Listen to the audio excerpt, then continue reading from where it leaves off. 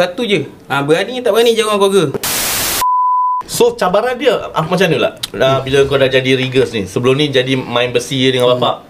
Cabaran satu lah. Apa cabaran yang paling penting, yang paling kau rasa kau kena beritahu dekat orang jadi riggers ni?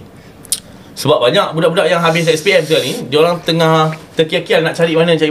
Ada yang hubungi saya, siu kapal, saya berminat dalam offshore. Cakap offshore ni ada banyak. Kalau aku bentangkan 3 hari 3 malam tak habis kan nak cerita. Banyak dia punya sektor-sektor. So kau nak aku cerita sektor mana? Sebab tu suruh tonton Misa Podcast. Ini kau subscribe pun tak nak. Lepas tu kau tanya macam-macam. Tak ke musibat nama dia tu. Jadi kita tanya dengan Abang Haikal. Cuba cerita sikit. Satu je. Berani tak berani jangan keluarga. Berjauh dengan keluarga lah. Itu satu. Lepas tu banyak apa nak kena adab. Apa kena adab kerja macam apa benda-benda yang apa membahaya. Rigger ni bahaya sebenarnya. Rigger ni bahaya. Memang bahaya bang. Contoh bahaya. Contoh kita barang dah naik, tiba-tiba tak minta, tali terputus ke, Allah Akbar. apa slim bell terlucut ke, jatuh kat kita. Jatuh kat kita. Kita tak memang tak boleh duduk bawah tu kan. Tak boleh. Tapi risiko dia tinggi lah. Kena fikir sikit. Memang risiko dia memang tak boleh agak lah. Tak boleh agak. Sebab ada pernah sekali time tu saya tengah nak alih barang.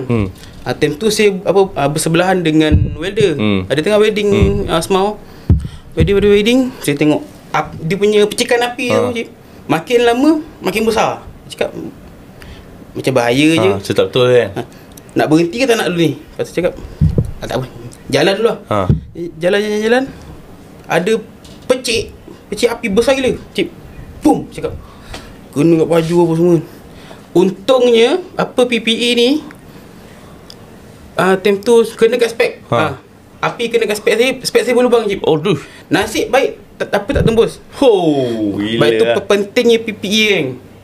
Pakailah. Walaupun benda tu semak, pakai je. Buat mereka yang nak tahu, PPE maksud dia Protective Equipment.